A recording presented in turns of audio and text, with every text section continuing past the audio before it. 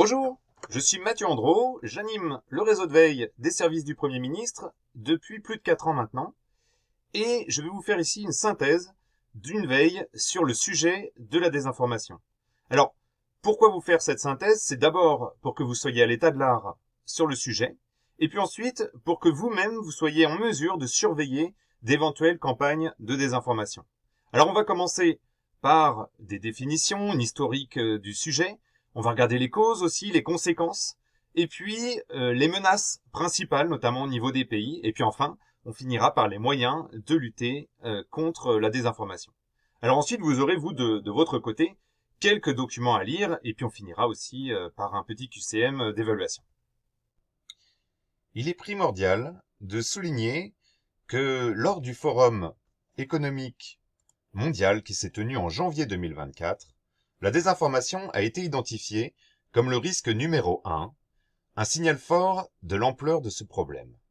Ce classement n'est pas anodin et reflète la gravité de la situation à laquelle nous faisons face. Le volume colossal d'informations disponibles sur le web, couplé à la facilité avec laquelle des contenus trompeurs peuvent être diffusés, amplifie considérablement ce risque. En effet, l'organisation non gouvernementale NewsGuard a révélé qu'elle avait identifié pas moins de 350 sites web engagés dans la diffusion de fausses informations, une preuve tangible de la prolifération de la désinformation à une échelle inquiétante. L'objectif de cette présentation est donc de vous sensibiliser en tant que professionnel de la veille à cette problématique cruciale. Dans un contexte où les informations circulent à une vitesse vertigineuse et où il est de plus en plus difficile de distinguer le vrai du faux, votre rôle en tant que veilleur est d'autant plus essentiel. Vous êtes en première ligne pour détecter, analyser et contrer les informations erronées. Et il est impératif que vous soyez bien informé et préparé à faire face à ces défis croissants. La désinformation ne touche pas seulement à l'intégrité des informations disponibles, mais elle impacte également la confiance du public et peut avoir des répercussions graves sur les décisions politiques, économiques et sociales. Par conséquent, comprendre l'ampleur et les mécanismes de la désinformation est crucial pour renforcer vos compétences en matière de veille et assurer la diffusion d'informations fiables et vérifiées. Pour mieux comprendre les différentes nuances de l'information, il est utile de se référer aux définitions proposées par Jérôme Bondu sur le blog Interliguéré. Selon Jérôme Bondu, il est important de distinguer entre plusieurs types de contenus informationnels. L'information, ce terme désigne les données ou les faits qui sont non seulement véridiques mais également diffusés avec une intention bienveillante. En d'autres termes, il s'agit de la transmission de faits réels dans le but d'informer ou de servir l'intérêt général sans chercher à tromper ou manipuler l'audience. La malinformation, il s'agit d'informations qui, bien que véridiques, sont diffusées avec une intention malveillante ou pour nuire. Dans ce cas, la véracité des faits n'est pas remise en question, mais leur diffusion est guidée par un objectif de manipulation. La mésinformation. Ce terme se réfère à des informations incorrectes ou erronées diffusées avec intention malveillante. Autrement dit, il s'agit d'erreurs ou de malentendus qui se propagent sans but de tromper, souvent par méconnaissance ou faute de vérification adéquate. Et la désinformation, c'est la diffusion de fausses informations avec une intention claire de tromper ou de nuire. La désinformation combine la fausseté des faits avec une intention délibérée de manipulation, ce qui la rend particulièrement insidieuse et dangereuse. En outre, Jérôme Bondu aborde également deux concepts connexes, la surinformation ou l'infobésité.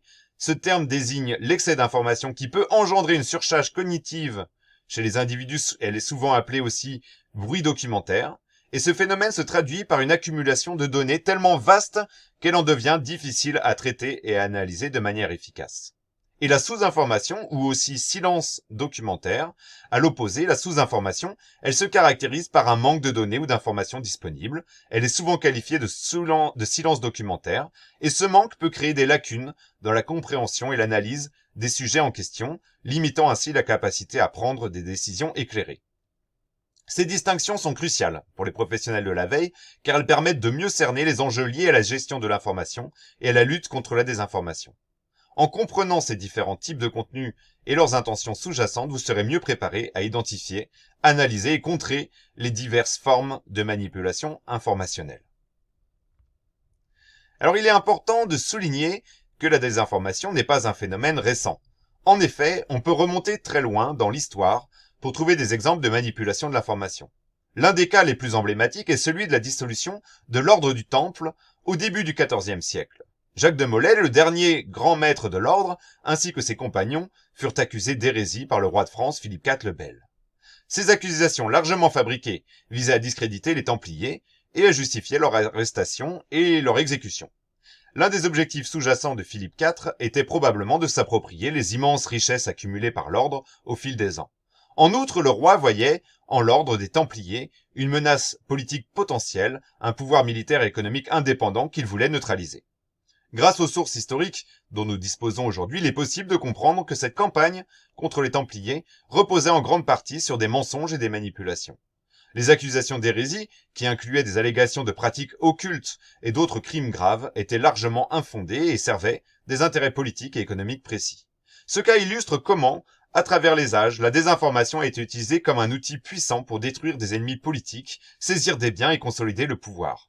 Aujourd'hui, avec un accès sans précédent à une multitude de sources d'informations, nous sommes mieux armés pour déceler les manipulations historiques, mais cela nous rappelle aussi à quel point la vigilance est nécessaire pour identifier et contrer la désinformation dans notre propre époque. Plus récemment, ainsi, au XXe siècle, un autre exemple frappant de manipulation de l'information nous vient de l'Union soviétique. Sur l'image, en haut à gauche, vous pouvez voir Léon Trotsky, un des leaders de la révolution russe de 1917. Il a joué un rôle central en tant que chef de l'armée rouge. À la mort de Vladimir Ilitch Ulyanov, plus connu sous le nom de Lénine, une lutte de pouvoir intense s'est déclenchée au sein du parti bolchevique. Les principaux prétendants à la succession étaient Trotsky, figure emblématique de la révolution, et Joseph Staline, un autre cadre important du parti. Staline, qui finit par s'emparer du pouvoir, utilisa des méthodes brutales pour éliminer ses rivaux, dont Trotsky. Dans ce contexte, la manipulation de l'information a joué un rôle crucial. Trotsky, autrefois un acteur majeur de la révolution, fut littéralement effacé des photographies et des documents officiels. Une tentative délibérée de Staline pour réécrire l'histoire à son avantage. Ce processus, connu sous le nom de révisionnisme photographique, consistait à retirer Trotsky des images de l'historiographie officielle de la révolution russe, afin de minimiser son rôle et de consolider le pouvoir de Staline en tant que seul héritier légitime de Lénine. Ce phénomène de réécriture de l'histoire démontre la puissance de la désinformation et de la manipulation des images, même avant l'ère numérique. Aujourd'hui, avec des technologies avancées à notre disposition, telles que l'intelligence artificielle et les logiciels de retouche, la capacité de réécriture de l'histoire de manière encore plus sophistiquée et indétectable est accrue. Cela souligne l'importance de la vigilance et de l'esprit critique pour éviter que de tels phénomènes ne se reproduisent et pour s'assurer que l'histoire soit racontée avec fidélité et intégrité. Alors plus récemment encore, un exemple particulièrement frappant de désinformation a eu lieu lors de la guerre du Golfe, et plus précisément durant l'invasion de l'Irak en 2003. À cette époque, le gouvernement américain soutenu par plusieurs pays occidentaux a présenté des preuves censées démontrer l'existence d'armes de destruction massive en Irak. Ces preuves étaient utilisées pour justifier l'intervention militaire contre le régime de Saddam Hussein, sous prétexte que ce dernier représentait une menace directe pour la sécurité internationale. Les images satellites, les témoignages d'informateurs et les rapports de renseignement qui ont été mis en avant pour soutenir cette thèse ont joué un rôle crucial dans la mobilisation de l'opinion publique et l'obtention du soutien international nécessaire pour lancer l'invasion. Cependant, il s'est rapidement avéré que ces preuves étaient tronquées, exagérées, voire complètement fabriquées. Malgré les assurances des dirigeants politiques, les inspections menées après l'invasion n'ont révélé aucune trace d'armes de destruction massive en Irak. Cet épisode a non seulement entaché la crédibilité des gouvernements occidentaux impliqués, mais il a également souligné les dangers de la désinformation dans le cadre des décisions politiques et militaires. La manipulation des informations a eu des conséquences tragiques, des milliers de vies perdues, une région déstabilisée et une méfiance accrue à l'égard des institutions internationales. Cet exemple démontre l'importance cruciale de vérifier les informations, surtout lorsqu'elles servent à justifier des actions aussi graves que l'entrée en guerre. En rétrospective, cet événement est souvent cité comme un cas emblématique de désinformation à grande échelle, où les faits ont été déformés pour servir des intérêts géopolitiques.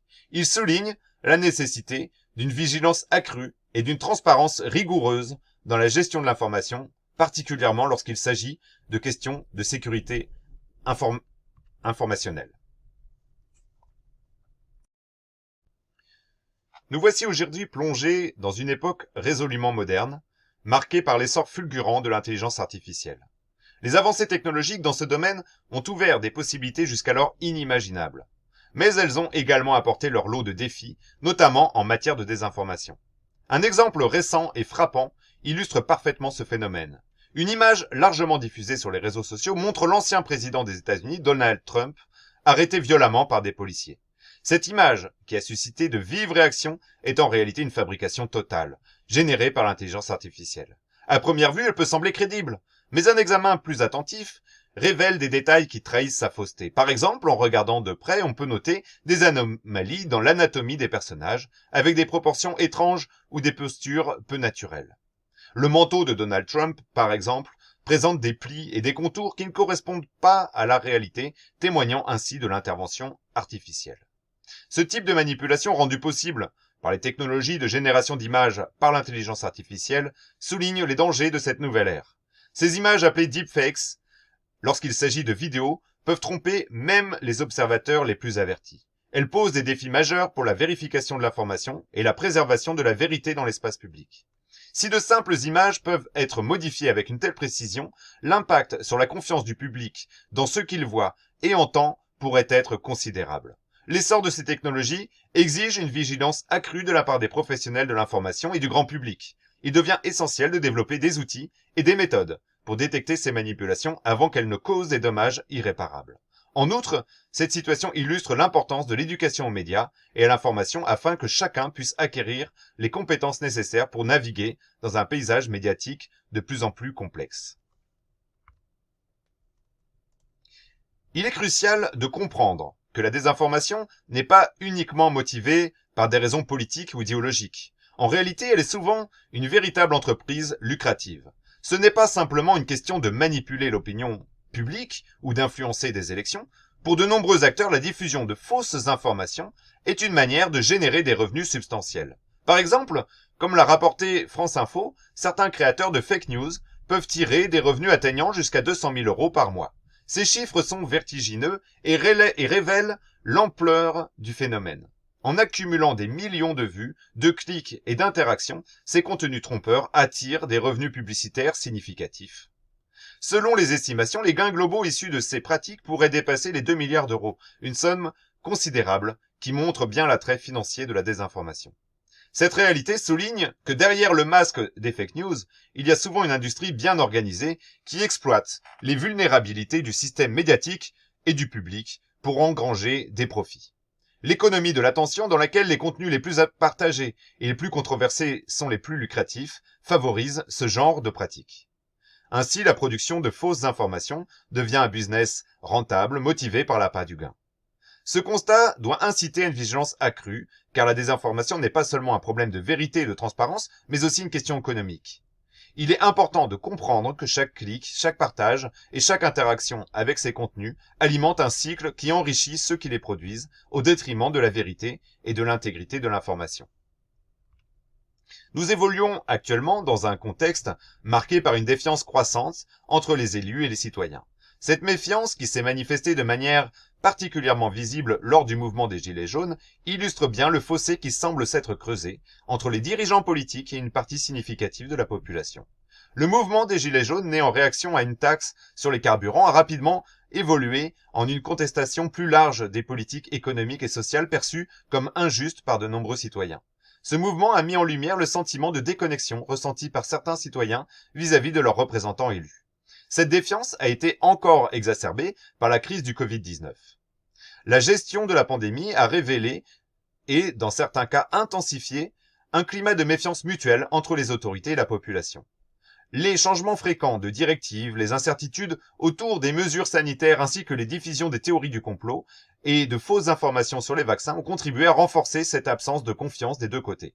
D'un côté, les citoyens se sont souvent sentis mal informés ou manipulés, et de l'autre, les autorités ont parfois eu du mal à faire passer des messages clairs et à maintenir la confiance du public. Ce contexte de défiance généralisée crée un terrain fertile pour la propagation de la désinformation. Lorsque la confiance est érodée, les citoyens sont plus susceptibles de se tourner vers des sources alternatives, parfois peu fiables, pour s'informer. La défiance envers les institutions traditionnelles d'information peut également rendre les individus plus vulnérables aux fausses nouvelles et aux récits manipulatoires qui exploitent les peurs et les frustrations. Il est donc essentiel de reconstruire cette confiance, non seulement en améliorant la transparence et la communication entre les élus et les citoyens, mais aussi en renforçant l'éducation à l'information et en encourageant un dialogue plus ouvert et constructif. La lutte contre la désinformation doit passer par la restauration de la confiance, car une société où les citoyens se sentent entendus et informés de manière honnête est moins susceptible de succomber aux sirènes de la manipulation et de la tromperie. C'est dans ce contexte de défiance généralisée que les biais cognitifs bien connus jouent un rôle particulièrement important. Parmi ces biais, on trouve le biais de sélection, le biais de confirmation, le biais de simplification, le biais de corrélation, le biais de négativité et le biais de conformisme. Ces biais influencent la manière dont nous percevons et interprétons l'information, en nous poussant souvent à privilégier les données qui confortent nos croyances préexistantes ou qui simplifient des réalités complexes. Lorsqu'un individu est exposé à un flux constant d'émotions fortes, comme c'est souvent le cas dans notre économie de l'attention, ces biais cognitifs sont exacerbés. Les émotions, qu'elles soient de la peur, de la colère ou de l'indignation, sont des outils puissants pour capter l'attention. Dans notre société où l'attention est une ressource monétisable, les contenus qui suscitent de telles émotions sont particulièrement efficaces pour générer du trafic web. Ce trafic, à son tour, est monétisé par la vente de publicité aux annonceurs, créant ainsi un cercle vicieux où l'émotion alimente la désinformation et vice-versa. Le problème, c'est que ce bombardement émotionnel constant tend à affaiblir notre capacité à exercer un jugement critique. Lorsqu'on est soumis à un flot continu de contenu émotionnellement chargé, notre capacité à faire abstraction de ces sentiments pour revenir à un raisonnement plus rationnel s'érode. Les biais cognitifs prennent alors le dessus, rendant plus difficile la distinction entre vérité et mensonge, entre faits et interprétations biaisées. En effet, lorsque des émotions sont constamment stimulées, il devient plus ardu de prendre du recul et de réfléchir de manière posée et objective. Cela peut mener à une acceptation plus rapide et moins critique des informations qui confirment nos émotions et nos croyances, même si elles sont fausses ou trompeuses. C'est un phénomène que les créateurs de contenu trompeurs exploitent largement en utilisant des titres accrocheurs, des images choquantes et des récits simplifiés pour manipuler l'opinion publique. Dans ce contexte, il est crucial de développer des stratégies pour renforcer notre résilience cognitive, c'est-à-dire notre capacité à résister à des influences émotionnelles et à maintenir un esprit critique. Cela passe par l'éducation, la sensibilisation aux biais cognitifs et la promotion d'une consommation d'informations plus réfléchie et moins impulsive. En apprenant à reconnaître nos propres biais et en cultivant un scepticisme sain face à l'information qui nous est présentée, nous pouvons mieux protéger notre jugement et, par extension, notre capacité à prendre des décisions éclairées. Il existe une tension manifeste entre les pouvoirs publics et les responsables des plateformes numériques lorsqu'il s'agit de la gestion des fake news. D'un côté, les fake news sont des contenus qui, par leur nature sensationnaliste et souvent émotionnellement chargés, génèrent un trafic web considérable. Ce trafic est directement lié au modèle économique des réseaux sociaux qui repose largement sur l'engagement des utilisateurs. Plus un contenu est partagé, commenté et liké, plus il attire de l'attention et par conséquent, plus il génère de revenus publicitaires pour la plateforme. Cependant, ce modèle économique crée un paradoxe. Les réseaux sociaux, bien qu'ils profitent largement et financièrement du trafic généré par les fake news, ont souvent cherché à se dédouaner de toute responsabilité éditoriale concernant les contenus diffusés sur leur plateforme. En se présentant comme de simples intermédiaires techniques ou hébergeurs, plutôt que comme des éditeurs, ces plateformes ont longtemps échappé à la réglementation stricte qui encadre les médias traditionnels. Cette situation a conduit à des contradictions et à des frictions croissantes entre les gouvernements qui cherchent à lutter contre la désinformation et les plateformes qui bénéficient du modèle économique de l'économie de l'attention. D'une part, les pouvoirs publics exigent une plus grande responsabilité de la part des réseaux sociaux en les incitant à modérer et à réguler les contenus pour éviter la propagation de fausses informations. D'autre part, les plateformes résistent souvent à ces pressions, invoquant la liberté d'expression et craignant d'endosser un rôle de censeur, ce qui pourrait nuire à leur image et à leur rentabilité. Le dilemme ne réside dans le fait que bien que les fake news soient nuisibles à la société et au processus démocratique, elles sont paradoxalement très profitables pour les plateformes qui les hébergent. Cela soulève des questions complexes sur la régulation de l'information en ligne, la responsabilité des plateformes et l'équilibre entre liberté d'expression et protection contre la désinformation. Cette contradiction souligne l'urgente nécessité de trouver des solutions équilibrées où les plateformes numériques assument davantage de responsabilités sans pour autant compromettre les principes fondamentaux de liberté d'expression. La collaboration entre les pouvoirs publics, les entreprises technologiques et la société civile sera essentielle pour élaborer des politiques efficaces et durables face à la prolifération des fake news. Les plateformes de réseaux sociaux, face à la pression croissante pour lutter contre la désinformation, se sont souvent limitées à des actions réactives. En général, elles se sont contentées de retirer les contenus signalés par d'autres utilisateurs, sans pour autant adopter une approche proactive pour identifier et éliminer les fake news avant qu'elles ne se propagent largement. Cette approche minimaliste a été critiquée à plusieurs reprises, surtout dans des contextes où la désinformation peut avoir des conséquences graves. Un exemple marquant de cette critique s'est produit pendant la crise du Covid-19. Face à la prolifération de fausses informations sur les traitements, les vaccins et la gravité du virus, les plateformes ont été accusées de ne pas en faire assez pour empêcher la diffusion de contenus dangereux. Cette inertie perçue a culminé lorsque Joe Biden, alors président des États-Unis, a publiquement accusé Facebook de tuer des gens en permettant à des fake news sur le Covid-19 de circuler librement sur sa plateforme. Cette accusation a mis en lumière l'ampleur du problème et a souligné la responsabilité des réseaux sociaux dans la gestion des informations partagées sur leur plateforme. Biden pointait du doigt le fait que la désinformation sur la pandémie pouvait avoir des conséquences mortelles, en décourageant par exemple les gens à se faire vacciner ou en diffusant des traitements non validés, entraînant ainsi des décisions de santé publique basées sur des fausses informations. Cet incident montre que même si les plateformes peuvent se contenter de réagir au signalement des utilisateurs, cette approche est souvent insuffisante pour contrer la propagation rapide des fake news. La critique formulée par Joe Biden a également ouvert le débat sur la nécessité pour ces entreprises de prendre des mesures plus proactives et de revoir leur modèle de régulation des contenus afin de mieux protéger le public contre les dangers de la désinformation. Dans le monde des réseaux sociaux et de l'économie globale, une figure particulièrement influente est Elon Musk. En 2022, Elon Musk a fait l'acquisition de la plateforme Twitter, qu'il a depuis renommée X. Cette acquisition a suscité de nombreuses discussions et spéculations, non seulement en raison de l'importance de Twitter en tant que réseau social majeur, mais aussi en raison de la vision spécifique qu'Elon Musk a pour l'avenir de la plateforme. Musk est connu pour être un fervent défenseur de la liberté d'expression, et l'une des raisons principales qui l'ont motivé à racheter Twitter est son désir de promouvoir une forme d'expression quasi illimitée sur la plateforme. Selon lui, les réseaux sociaux devraient être des espaces où les citoyens peuvent s'exprimer librement, avec un minimum de restrictions, afin de favoriser un débat public ouvert et sans entrave. Cette position s'inscrit dans une vision plus large qu'Elon Musk a de la société et de Internet en général. Il considère que les plateformes sociales ne devraient pas jouer le rôle de censeur, mais plutôt celui de facilitateur du dialogue public. Cependant, cette approche a suscité des débats intenses sur les limites de la liberté d'expression, en particulier dans le contexte des fake news, du harcèlement en ligne et des discours de haine. Musk a clairement exprimé son intention de réduire la modération des contenus sur X, ce qui pourrait conduire à une augmentation de la diversité des opinions, mais aussi potentiellement à une prolifération de contenus problématiques. Pour certains, cette vision représente un retour à une époque où les réseaux sociaux étaient moins réglementés, permettant une plus grande variété d'expressions, mais au risque d'amplifier la désinformation et les comportements nuisibles. L'acquisition de Twitter par Elon Musk et sa transformation en X symbolisent un tournant potentiel dans la manière dont les grandes plateformes sociales gèrent la liberté d'expression. Alors que certains saluent cette initiative comme une défense nécessaire de la liberté d'expression, d'autres craignent que cela ne conduise à une érosion des efforts visant à lutter contre la désinformation et les abus en ligne.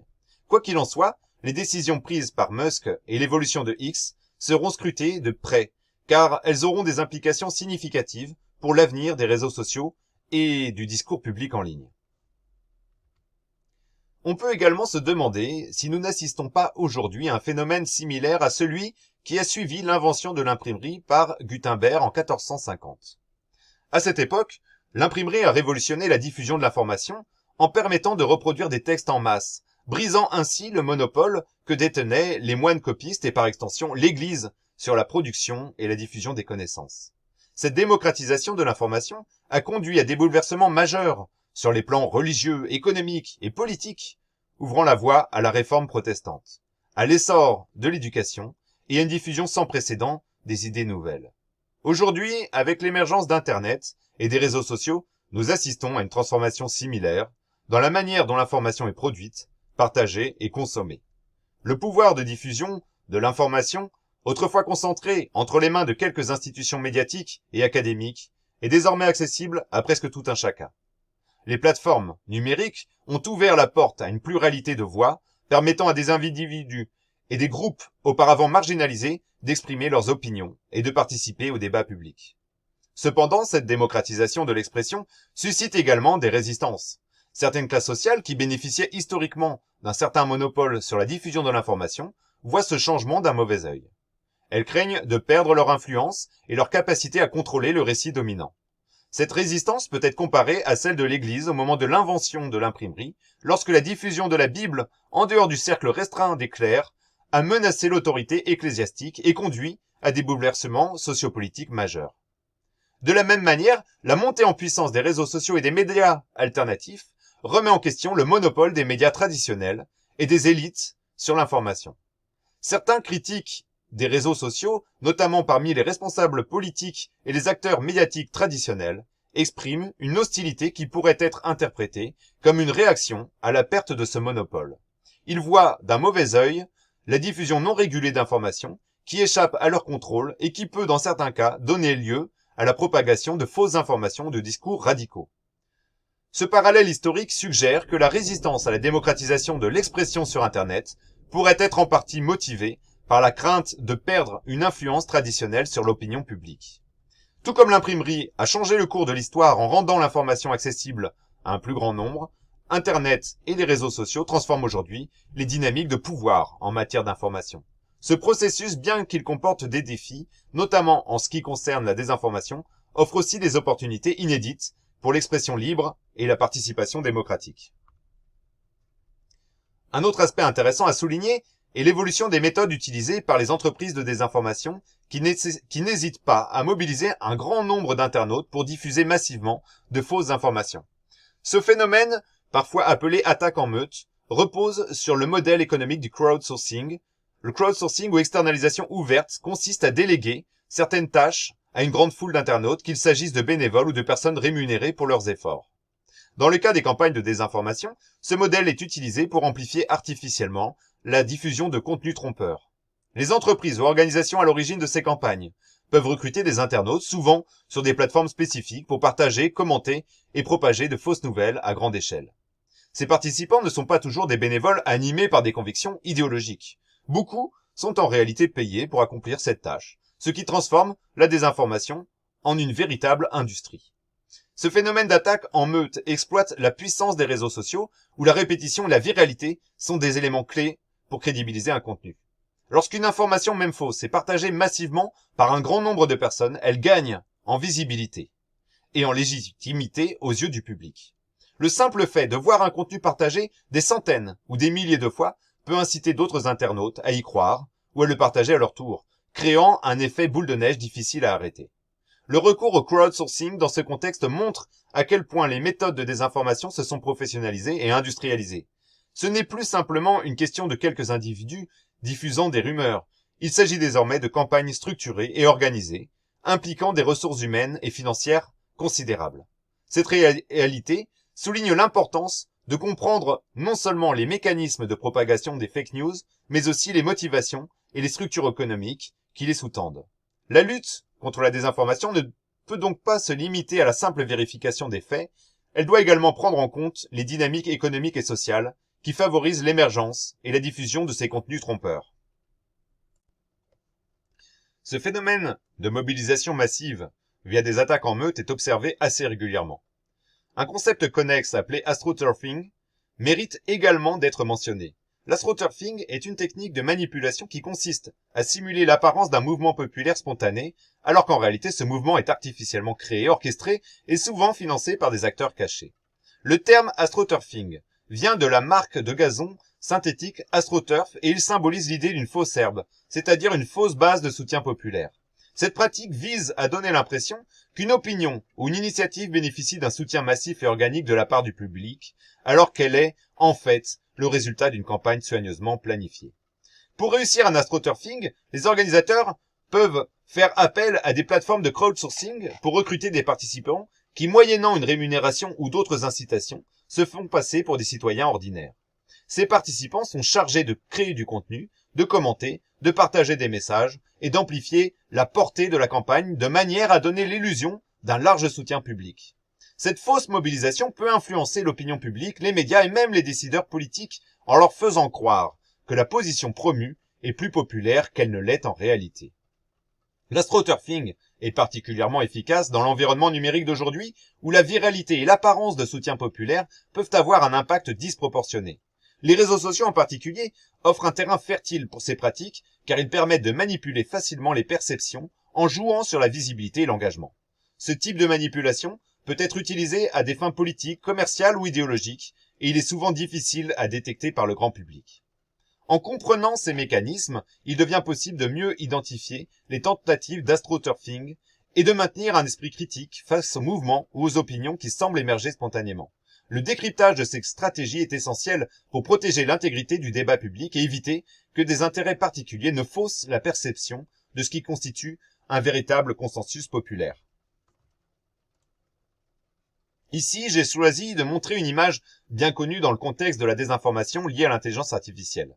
Grâce à des petits corpus d'apprentissage, composés d'images, de vidéos et de sons, il est désormais possible de créer des contenus qui imitent de manière très convaincante la voix, l'apparence et les expressions de personnes réelles. Ces créations peuvent prendre la forme de vidéos, d'images ou de textes qui ont toutes les apparences d'authenticité, mais qui sont en réalité des fabrications numériques. Ce phénomène est rendu possible par les avancées en matière d'IA, en particulier dans les domaines du machine learning et du deep learning. Les intelligences artificielles peuvent analyser d'énormes quantités de données pour apprendre à reproduire les caractéristiques spécifiques de la voix d'une personne, ses expressions faciales ou encore son style d'écriture. Le résultat est si réaliste qu'il devient de plus en plus difficile, même pour des experts, de distinguer les contenus produits par des humains de ceux générés par des machines. De nombreuses expérimentations scientifiques ont été menées pour tester la capacité des humains à différencier les contenus réels de ceux créés par l'intelligence artificielle. Les résultats de ces études sont préoccupants. Les participants ont souvent du mal à faire la distinction, ce qui montre à quel point ces technologies sont devenues sophistiquées et trompeuses. Pour illustrer ce phénomène, j'ai moi-même expérimenté le recours à l'intelligence artificielle pour simuler une discussion entre Jean-Jacques Rousseau et Friedrich Nietzsche, deux grands philosophes. En utilisant l'IA, j'ai pu emprunter les visages de ces penseurs pour les faire interagir dans une conversation fictive. Le résultat que je vous représente ici est un extrait de cette simulation. Il montre à quel point il est possible de recréer des dialogues entre figures historiques avec un réalisme troublant, brouillant ainsi les frontières entre le réel et l'artificiel.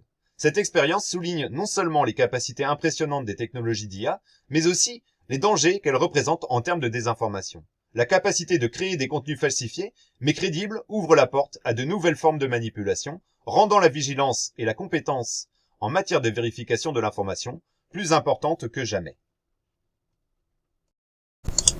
Je vois que nous avons une connexion inhabituelle ici. Permettez-moi de me présenter.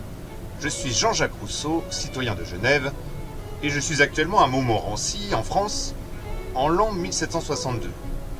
Et vous, monsieur, pourriez-vous me dire qui vous êtes et d'où vous me parlez? Oh, Jacques, quelle étrange rencontre, n'est-ce pas? Je suis Friedrich Nietzsche, philosophe allemand. Je vous parle depuis 6 Maya en Suisse. Pour cette année 1885, je trouve fascinant que nous puissions échanger ainsi au-delà des limites du temps. J'ai beaucoup de respect pour votre travail, bien que je sois en profond désaccord avec plusieurs de vos idées. Le sentiment est réciproque, Nietzsche. J'ai entendu dire que vos idées sont tout à fait audacieuses. Peut-être pourrions-nous discuter de ce qui nous divise? Pour ma part, je crois profondément en la bonté naturelle de l'homme et en la nécessité de construire une société où la volonté générale guide nos actions. La bonté naturelle, dites-vous. Pour moi, cette idée est une illusion. L'homme, selon moi, est un être de volonté et de puissance. Un être qui cherche à s'affirmer, à transcender les contraintes morales et sociales que vous semblez chérir. Votre notion de volonté générale est pour moi une fiction oppressante, une manière de soumettre les individus à une médiocrité collective. Un autre aspect intéressant mais également préoccupant est la capacité qu'offre l'intelligence artificielle de personnaliser les messages de communication en fonction des profils des internautes. Aujourd'hui, il est devenu extrêmement peu coûteux de produire automatiquement des messages ciblés adaptés à des groupes spécifiques d'individus. Grâce aux données collectées par les réseaux sociaux, il est possible de profiler les utilisateurs avec une grande précision, en identifiant leurs préférences, leurs opinions politiques et leurs comportements en ligne. Cette capacité de personnalisation permet de diffuser des messages qui sont spécifiquement conçus pour résonner avec les convictions et les émotions de chaque segment de la population. Par exemple, un message peut être coloré politiquement pour toucher une cible spécifique, tandis qu'un autre, avec un ton différent, peut être dirigé vers un groupe ayant des préoccupations ou des valeurs différentes. Ainsi, une campagne de communication peut simultanément présenter des arguments opposés ou adaptés à des groupes distincts, tout en les convainquant chacun de la même idée ou de la même action. Bien que cette technologie offre des opportunités remarquables en matière de marketing et de communication, elle pose également de graves dangers, notamment lorsqu'elle est utilisée pour manipuler des élections. En ajustant les messages pour maximiser l'impact émotionnel et cognitif sur différents groupes d'électeurs, les campagnes politiques peuvent influencer les résultats de manière subtile mais significative. Cette capacité à manipuler les perceptions et les décisions de vote remet en question la légitimité même des processus démocratiques. L'exemple du Capitole, où une partie de la population américaine a contesté violemment les résultats des élections présidentielles, montre à quel point la confiance dans les institutions et la cohésion sociale sont fragiles. Dans un contexte où la désinformation et la manipulation des perceptions sont facilitées par la technologie, le risque d'une remise en cause de la légitimité des élections et des élus est réel. La diminution de la confiance et la fragmentation de la société alimentent un cercle vicieux où la démocratie elle-même peut être mise en péril.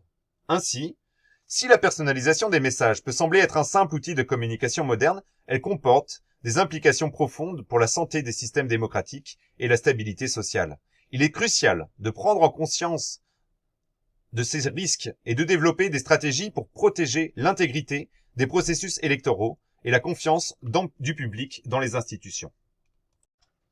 Peut-être que l'aspect le plus inquiétant de la situation actuelle est que nous semblons entrer dans une ère que certains appellent la post-vérité. Cette période est caractérisée non seulement par la prolifération de mensonges et de fausses informations, mais aussi par une indifférence croissante envers la vérité elle-même. Dans une ère de post-vérité, ce qui compte n'est plus tant la véracité des faits que la manière dont les informations résonnent avec les émotions et les croyances préexistantes des individus. L'idée sous-jacente est que tout est relatif et que toutes les opinions, qu'elles soient fondées ou non, se valent.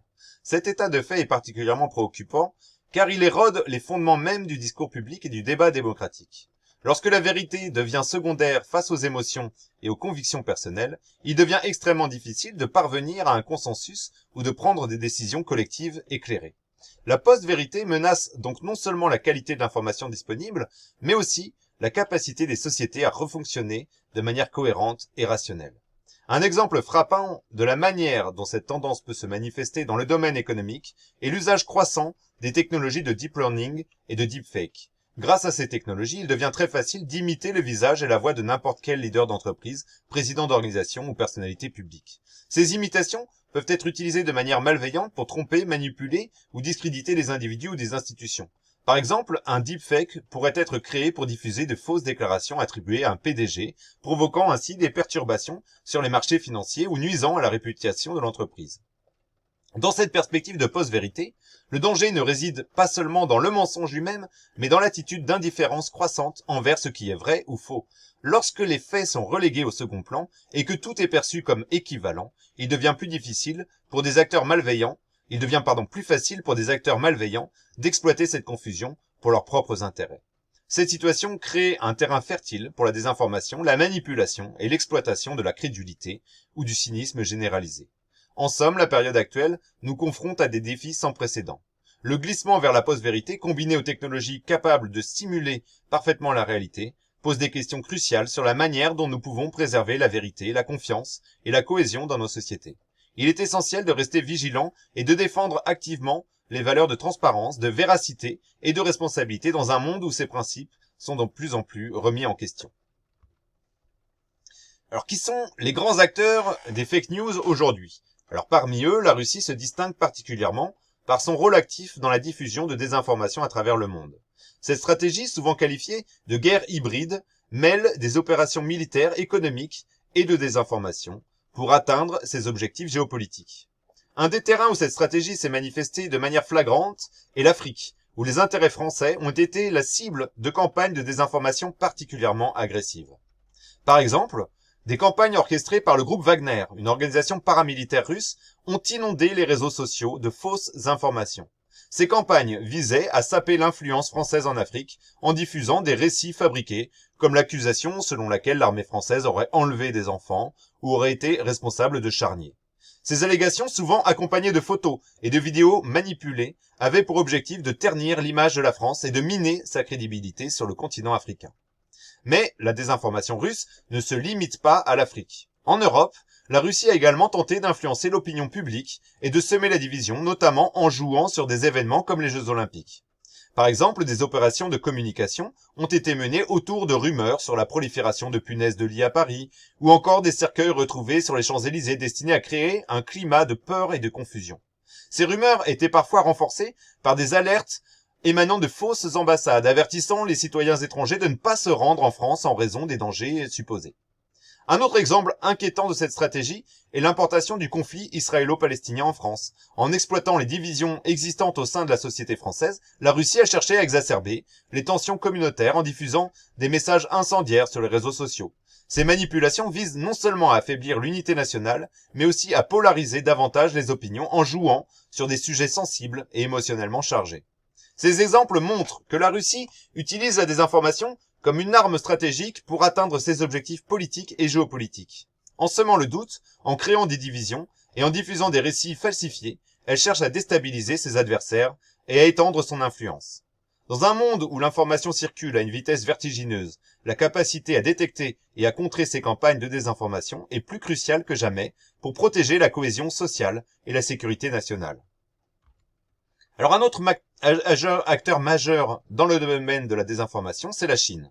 Contrairement à d'autres pays qui s'appuient principalement sur des technologies automatisées pour diffuser leurs messages, la Chine mise largement sur le travail humain pour mener ses campagnes d'influence. Cette stratégie repose sur une mobilisation massive des rédacteurs et de commentateurs qui inondent les réseaux sociaux de messages favorables au régime chinois et à ses politiques. Selon les chiffres rapportés par un média suisse, la Chine produit chaque année environ 448 millions de commentaires sur les réseaux sociaux. Ce chiffre impressionnant témoigne de l'ampleur des efforts déployés pour façonner l'opinion publique tant à l'intérieur qu'à l'extérieur de ses frontières. Pour atteindre ce niveau de production, la Chine fait appel à un vaste réseau de travailleurs humains. On estime qu'environ 2 millions de rédacteurs à temps plein et 20 millions à temps partiel sont engagés pour cette tâche titanesque. Ces rédacteurs, souvent appelés les 50 centimes, en référence à la rémunération supposée de 50 centimes par poste, jouent un rôle crucial dans la diffusion de la propagande chinoise. Ils sont chargés de publier des commentaires, de partager des articles et de participer à des discussions en ligne de manière à influencer subtilement les opinions des internautes. Leur mission est de promouvoir une image positive de la Chine, de défendre des positions politiques et de discréditer toute critique à son égard. Cette stratégie s'inscrit dans une approche plus large de contrôle de l'information par le gouvernement chinois. En combinant la censure stricte des médias et d'Internet sur son territoire avec une influence active à l'étranger, la Chine cherche à étendre son soft power et à imposer sa vision du monde. L'ampleur du travail humain mobilisé pour cette entreprise montre à quel point le régime considère la maîtrise de l'information comme un élément essentiel de sa stratégie globale. L'efficacité de cette approche repose en grande partie sur la capacité à submerger l'espace numérique avec des contenus pro-chinois, créant ainsi une impression de soutien massif et de consensus autour des positions du gouvernement. Cette marée de commentaires et d'articles rend plus difficile pour les opposants de faire entendre leur voix et contribue à façonner une perception favorable à la Chine dans les discussions en ligne. En conclusion, la stratégie de la Chine en matière de désinformation, basée sur un travail humain massif, illustre une approche différente mais tout aussi redoutable que celle de la Russie. Cette mobilisation d'une main-d'œuvre nombreuse pour influencer l'opinion publique à travers le monde souligne l'importance que le régime accorde au contrôle de l'information et le défi que cela représente pour ceux qui cherchent à défendre la vérité et la transparence dans l'environnement numérique global. Alors la Turquie est considérée comme un acteur de désinformation en raison de sa stratégie active de manipulation de l'information. Cette stratégie, bien que décrite comme simpliste et efficace, pourrait évoluer vers des méthodes plus sophistiquées, posant ainsi des risques importants pour la stabilité interne et la perception internationale de la Turquie. Alors après avoir évoqué les grandes puissances, Dans le domaine de la désinformation, il est important de mentionner des pays plus modestes, comme l'Azerbaïdjan, qui ont également recours à ces pratiques. Récemment, l'Azerbaïdjan a fait parler de lui en raison de son implication présumée dans des campagnes de désinformation, notamment en lien avec la crise en Nouvelle-Calédonie. Bien que ce pays n'ait pas d'influence globale des grandes puissances comme la Russie ou la Chine, il n'en reste pas moins actif sur le front de la manipulation de l'information pour servir ses intérêts géopolitiques. Ces pays peuvent utiliser des tactiques de désinformation pour influencer l'opinion publique internationale, semer la confusion ou manipuler les perceptions à leur avantage dans des conflits régionaux ou des controverses internationales. Il est également important de noter que l'Azerbaïdjan n'est pas un cas isolé. De nombreux autres pays, souvent plus petits ou moins influents sur la scène mondiale, ont adopté des stratégies similaires. Ces pays exploitent les réseaux sociaux, les médias en ligne et d'autres plateformes numériques pour diffuser des récits qui servent leurs objectifs politiques ou économiques tout en évitant l'attention des grandes puissances ou des institutions internationales. Ces exemples montrent que la désinformation n'est pas l'apanage des grandes puissances. Même des pays modestes peuvent jouer un rôle significatif dans le paysage mondial de la manipulation de l'information, influençant des événements loin de leurs frontières et participant activement à la guerre de l'information globale.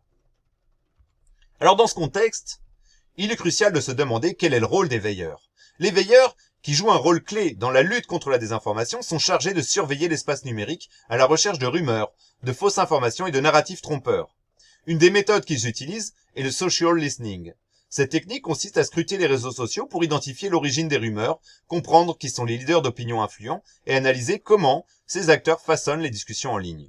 Le social listening permet de suivre les conversations en temps réel et d'identifier rapidement les contenus viraux qui peuvent propager de la désinformation. Grâce à cette approche, les veilleurs peuvent cartographier les réseaux d'influence, déterminer les points de départ des rumeurs et comprendre les dynamiques de diffusion de fausses informations. Pour accomplir cette tâche, les veilleurs s'appuient sur des technologies avancées qui sont utilisées dans un certain temps, telles que l'analyse du sentiment. L'analyse du sentiment, en fait, c'est une technique qui permet de catégoriser automatiquement les émotions exprimées dans les messages en ligne, qu'il s'agisse de colère, de joie, d'ironie ou d'autres sentiments. Cette technique repose sur l'intelligence artificielle et le machine learning. En fait, des algorithmes sont entraînés à partir de grands corpus de données, tels que des tweets ou des commentaires en ligne, qui ont été préalablement catégorisés par des humains.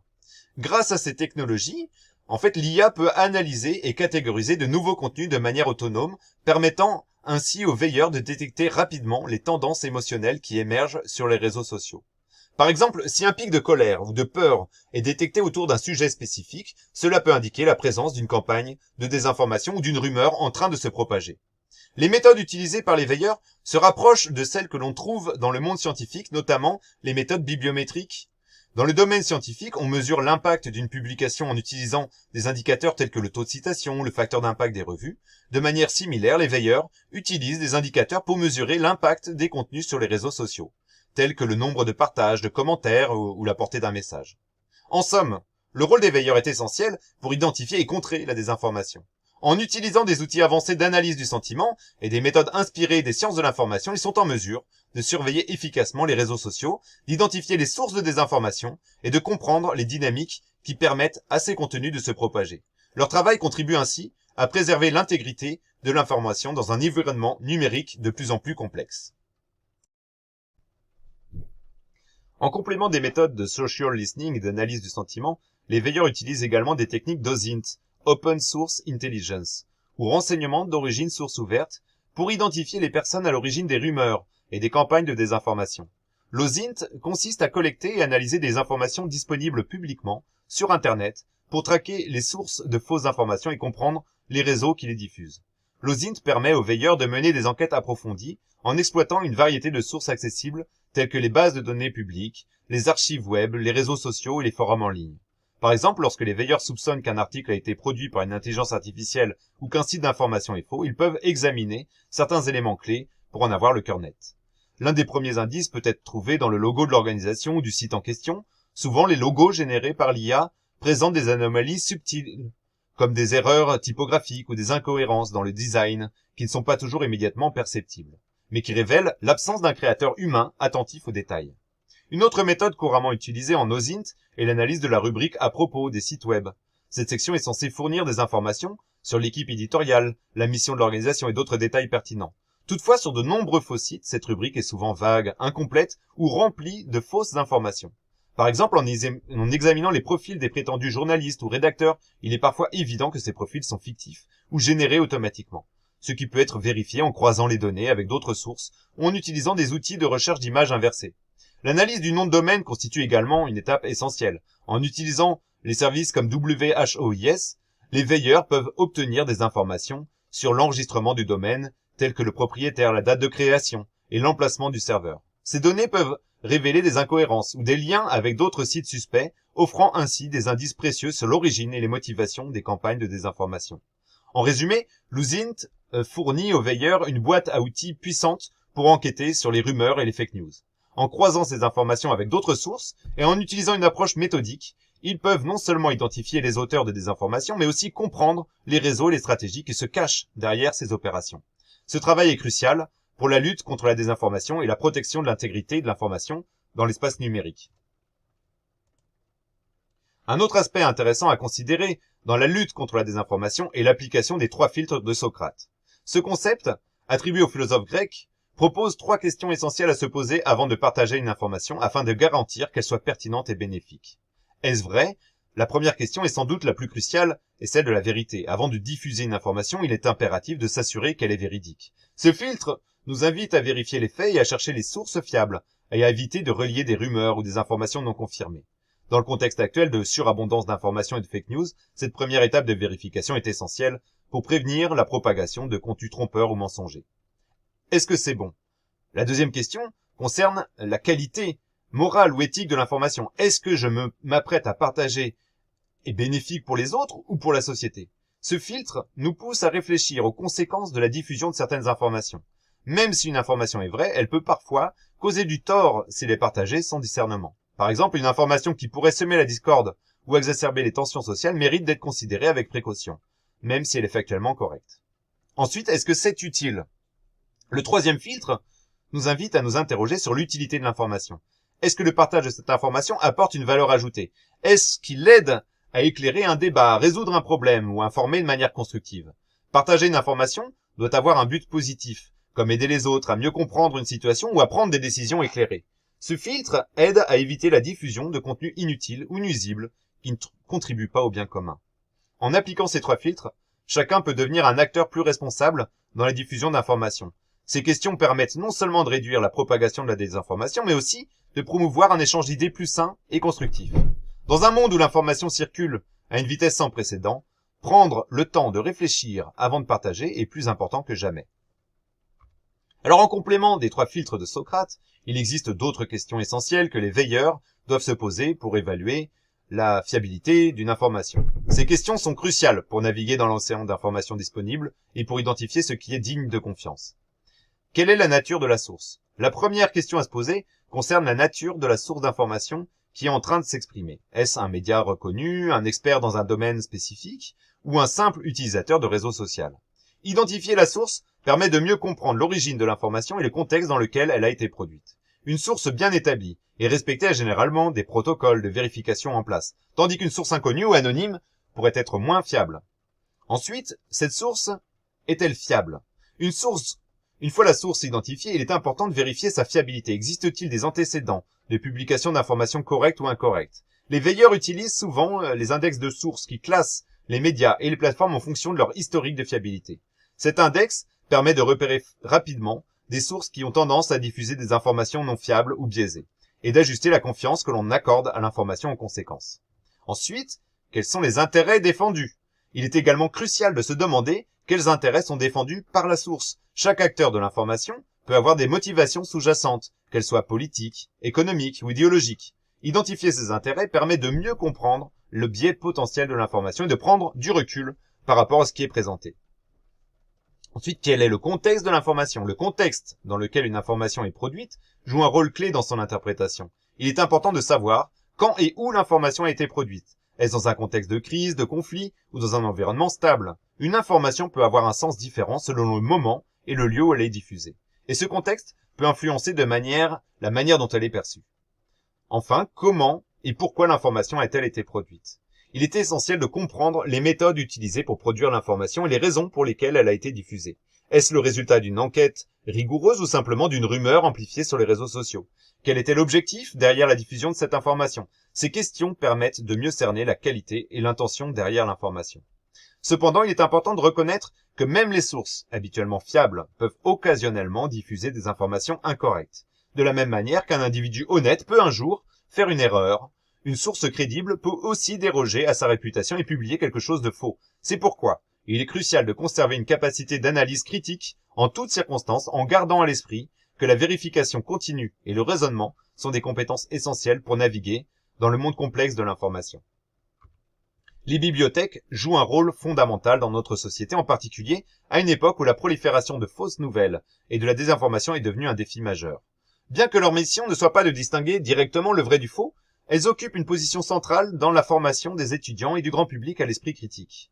Le véritable objectif des bibliothèques est d'éduquer les utilisateurs à naviguer dans l'océan d'informations disponibles en leur fournissant des compétences nécessaires pour évaluer la qualité, la crédibilité et la fiabilité des sources qu'ils rencontrent. Dans ce contexte, les bibliothèques ne se contentent pas de fournir l'accès à l'information, elles enseignent également comment l'analyser, la comprendre et l'utiliser de manière éclairée et responsable. À travers différents programmes éducatifs, ateliers et ressources en ligne, les bibliothèques encouragent les étudiants à faire preuve de discernement et à développer une pensée critique face au contenu qu'ils consomment. Elles les sensibilisent aux dangers de la désinformation, leur apprennent à identifier les biais comme les sources d'information et les aident à reconnaître les techniques de manipulation courantes utilisées pour tromper ou influencer l'opinion publique. En formant les utilisateurs à faire œuvre de raison, les bibliothèques jouent un rôle préventif essentiel dans la lutte contre la désinformation. Elles ne disent pas ce qui est vrai ou faux, mais elles fournissent les outils intellectuels nécessaires pour que chaque individu puisse arriver à ses propres conclusions de manière informée. Cette éducation à la pensée critique est plus nécessaire que jamais dans un monde où l'information circule à une vitesse sans précédent et où la vérité est souvent obscurcie par un flot constant de contenus trompeurs. Ainsi, les bibliothèques ne sont pas seulement des gardiennes du savoir, elles sont aussi des défenseurs de la raison et du jugement éclairé, contribuant de manière significative à la résilience de notre société face aux défis posés par la désinformation. En complément des efforts éducatifs menés par les bibliothèques, il existe également un arsenal juridique destiné à lutter contre la manipulation de l'information. La législation joue un rôle crucial dans la protection du public contre les effets néfastes de la désinformation en établissant des normes et en imposant des sanctions aux acteurs malveillants. Au niveau européen, le Digital Services Act, DSA, a été récemment adopté pour encadrer les grandes plateformes numériques. Cette législation vise à responsabiliser ces plateformes en les obligeant à prendre des mesures proactives pour identifier et supprimer les contenus trompeurs, tout en respectant les droits fondamentaux, y compris la liberté d'expression. Le DSA marque un pas important vers une régulation plus stricte de l'espace numérique, où les entreprises technologiques doivent désormais assumer une part de responsabilité dans la diffusion d'informations sur leur réseau. En France, la loi Sécurité et responsabilité sur l'espace numérique, adoptée récemment, est un autre outil juridique clé dans la lutte contre la désinformation. Cette loi a pour objectif de punir les actions de désinformation délibérées en ciblant spécifiquement les personnes et les organisations qui diffusent intentionnellement de fausses informations dans le but de manipuler l'opinion publique ou de nuire à des individus ou des institutions. La SREN renforce les pouvoirs de l'État pour agir contre les fausses nouvelles en imposant des sanctions plus sévères à ceux qui enfreignent ces règles. En plus de ces lois, plusieurs organismes sont chargés de surveiller et de réguler l'information. Ces entités travaillent à identifier les sources de désinformation, à évaluer les risques qu'elles posent et à intervenir pour limiter leur impact. Ils jouent un rôle essentiel dans la mise en œuvre des lois, en assurant que les contrevenants soient tenus responsables de leurs actions. Cet arsenal juridique, combiné à l'éducation, à la pensée critique, constitue une défense robuste contre la désinformation. En établissant des cadres clairs pour la régulation de l'information et en formant les citoyens à évaluer les informations de manière critique, la société peut mieux résister aux tentatives de manipulation et protéger l'intégrité de l'espace public. Du côté des pouvoirs publics, plusieurs initiatives ont été mises en place pour contrer les menaces liées à la désinformation et à l'ingérence étrangère dans nos réseaux informationnels. Parmi les dispositifs clés, on trouve Viginum, une agence placée sous l'autorité du secrétaire général à la Défense et à la Sécurité nationale. Viginum est chargé de surveiller et de prévenir les tentatives d'ingérence étrangère dans le paysage informationnel français. Cette agence joue un rôle crucial en détectant les campagnes de désinformation orchestrées depuis l'étranger, qui visent à déstabiliser le pays ou à influencer l'opinion publique sur des sujets sensibles. En parallèle, la commission Gerald Bronner a rendu un rapport important sur les lumières à l'ère du numérique, qui examine les défis posés par la désinformation à l'heure actuelle et propose des recommandations pour y faire face. Ce rapport souligne l'importance de promouvoir une culture du discernement et de renforcer les compétences des citoyens en matière de vérification des informations afin de mieux résister aux manipulations. Les pouvoirs publics mènent également des expérimentations pour renforcer la résilience du pays face aux cyberattaques et à la désinformation.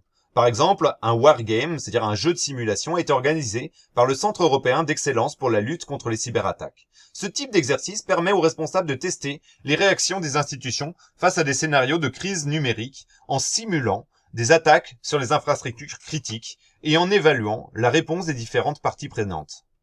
En ce qui concerne les actions prises pour réguler les plateformes numériques, on peut rappeler que TikTok a été interdit aux États-Unis à l'époque de l'administration Trump en raison des préoccupations liées à la sécurité nationale et à la protection des données personnelles. En France, TikTok est interdit aux fonctionnaires français, bien que cette interdiction ne soit pas encore généralisée à l'ensemble de la population. Cette mesure reflète une prudence accrue à l'égard des applications et des services numériques qui pourraient représenter des risques en matière de sécurité et de confidentialité. Ces actions et initiatives montrent l'engagement des pouvoirs publics à protéger les citoyens contre les menaces informationnelles, qu'elles soient d'origine étrangère ou liées à des pratiques numériques problématiques. La combinaison de la surveillance, de la réglementation et de la sensibilisation du public constitue une stratégie intégrée pour faire face aux défis complexes de l'ère numérique. Il existe aussi des expérimentations fascinantes qui explorent l'idée selon laquelle il serait possible de se vacciner contre les fake news en exposant des individus à des informations tellement invraisemblables qu'elles deviennent évidemment fausses.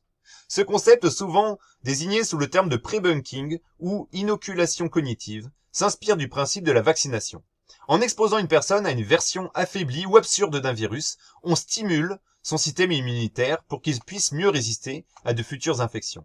Dans le contexte de la désinformation, cela signifie qu'en exposant des individus à des fake news volontairement ridicules ou exagérées, on pourrait renforcer leur esprit critique et leur capacité à repérer les fausses informations plus subtiles par la suite. Par exemple, une fausse nouvelle prétendant que les oiseaux sont en réalité des drones espions fabriqués par le gouvernement est tellement absurde qu'elle pousse les gens à reconnaître l'artifice et à développer une certaine vigilance face à d'autres formes de désinformation. L'idée derrière cette approche est que tout comme un vaccin prépare le corps à combattre une maladie, une exposition contrôlée à des informations manifestement fausses pourrait préparer l'esprit à mieux résister à de futures tentatives de manipulation. En prenant conscience des techniques utilisées pour fabriquer des fake news et en étant confrontés à des exemples extrêmes, les individus deviennent plus sceptiques et mieux équipés pour questionner l'authenticité des informations qu'ils reçoivent. Ces expérimentations visent à développer une forme de résilience cognitive au sein de la population en encourageant un processus mental plus rigoureux lorsqu'il s'agit d'évaluer l'information. Bien sûr, cette approche doit être mise en œuvre de manière éthique et réfléchie, car elle repose sur l'idée que l'exposition à des mensonges même ridicules peut avoir un impact bénéfique à long terme. Le pré-bunking, en tant qu'outil pédagogique, pourrait être intégré dans des programmes éducatifs ou des campagnes de sensibilisation pour renforcer la capacité du public à détecter et à résister aux fausses informations. En créant un environnement où les gens sont régulièrement exposés à des exemples flagrants de désinformation, on espère qu'ils développeront une sorte d'immunité contre les fake news plus subtiles et potentiellement dangereuses. Il existe également des idées et des initiatives plus technologiques pour contrer les manipulations de l'information générées par l'intelligence artificielle. L'une des propositions les plus discutées consiste à rendre obligatoire le marquage des images et des contenus générés par l'IA. Par exemple, Google a suggéré de mettre en place des systèmes qui apposeraient automatiquement un filigrane ou une autre forme d'identification sur les images créées par des algorithmes d'IA. Ce type de marquage aiderait les utilisateurs à distinguer plus facilement les contenus authentiques des créations artificielles, réduisant ainsi le risque de désinformation. Parallèlement, l'intelligence artificielle elle-même est de plus en plus utilisée pour détecter les contenus créés par d'autres IA. Grâce aux avancées du machine learning, les algorithmes sont en mesure d'analyser les signatures numériques et les caractéristiques spécifiques des contenus pour identifier ceux qui ont été générés artificiellement. Bien que ces technologies soient encore au développement, elles montrent déjà des résultats prometteurs. Actuellement, les taux de réussite de ces systèmes de détection sont encore perfectibles, se situant entre 65% et 74%. Ces pourcentages indiquent que bien qu'ils soient utiles, ces outils ne sont pas encore infaillibles et peuvent parfois passer à côté de certains contenus générés par l'IA ou inversement classer à tort des contenus authentiques comme artificiels. Cependant, ces résultats sont déjà encourageants et constituent une base solide pour les améliorations futures. il est raisonnable de penser que dans les années à venir, la détection des fake news et des contenus manipulés par l'IA s'améliorera considérablement. À mesure que les algorithmes deviennent plus sophistiqués et que les bases de données utilisées pour les entraîner s'enrichissent, ces systèmes pourront atteindre des niveaux de précision bien plus élevés.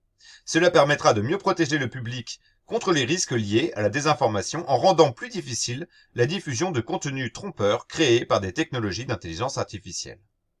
En somme, ces approches technologiques, qu'il s'agisse du marquage obligatoire des contenus générés par l'IA ou de l'amélioration des systèmes de détection, représentent des pistes prometteuses pour renforcer la lutte contre la désinformation à l'ère numérique. Elles montrent comment la technologie, souvent perçue comme une source de problèmes en matière de désinformation, peut également fournir des solutions efficaces pour préserver l'intégrité de l'information.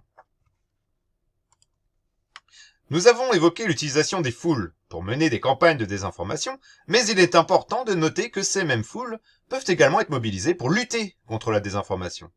En effet, alors que le fact-checking traditionnel mené par des experts ou des journalistes ne parvient pas toujours à gagner la confiance du public ou à contrer efficacement la propagation des fake news, une approche fondée sur l'intelligence collective pourrait offrir une solution complémentaire. L'idée est de tirer parti de la sagesse des foules en externalisant le signalement des contenus manipulés ou trompeurs aux internautes eux-mêmes. En donnant aux utilisateurs des outils pour signaler les fausses informations et les contenus suspects, les plateformes peuvent créer un réseau de vigilance participatif. Cette approche repose sur le principe que, collectivement, un grand nombre d'internautes peut identifier des signes de désinformation plus rapidement et plus efficacement qu'un groupe restreint d'experts. L'intelligence collective, lorsqu'elle est bien organisée et structurée, peut devenir un puissant levier pour détecter et signaler les fake news. Par exemple en utilisant des systèmes de notation de vérification par les pairs, où chaque signalement est examiné par plusieurs utilisateurs avant d'être validé, on peut créer un mécanisme de contrôle participatif qui renforce la crédibilité des informations signalées. Ce modèle participatif a déjà montré son efficacité dans d'autres domaines et son application à la lutte contre la désinformation pourrait offrir des résultats prometteurs. Cette approche ne se substitue pas au fact-checking professionnel, mais elle le complète. En intégrant les contributions des utilisateurs, elle permet de couvrir un éventail plus large de contenus et d'améliorer la rapidité et aussi la réactivité face aux fausses informations. De plus, en impliquant directement les internautes dans le processus de vérification, on renforce leur engagement et leur sens des responsabilités face à l'information qu'ils consomment et partagent. En somme, l'utilisation de l'intelligence collective pour lutter contre la désinformation est une avenue prometteuse qui pourrait enrichir les méthodes actuelles de vérification des faits. En mobilisant les foules pour signaler et contrer les fake news, on peut non seulement améliorer l'efficacité de la lutte contre la désinformation, mais aussi renforcer la confiance du public dans les informations qu'il consomme. Une nouvelle plateforme anti-fake news développée par l'Université de Genève vise à connecter experts et internautes pour lutter contre la désinformation. Cette initiative permet aux utilisateurs de soumettre des informations douteuses qui sont ensuite examinées par des spécialistes. L'objectif est de créer un réseau collaboratif où les connaissances des experts sont mises à profit pour clarifier les informations et promouvoir une compréhension plus précise de la réalité. Pour conclure, je dirais que la désinformation représente un défi majeur pour les professionnels de la veille et pour notre société dans son ensemble. Le phénomène s'est intensifié avec l'essor des technologies numériques et l'émergence de l'intelligence artificielle rendant la distinction entre le vrai et le faux de plus en plus complexe.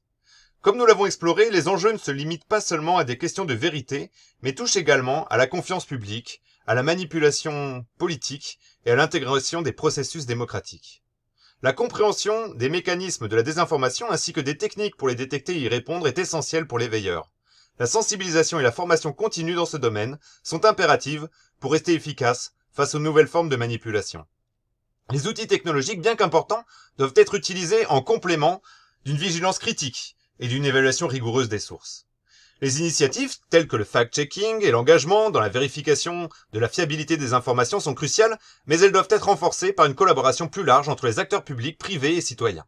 L'utilisation de l'intelligence collective et des technologies avancées, tout en restant conscient de leurs limites, peut offrir des pistes prometteuses pour contrer la désinformation.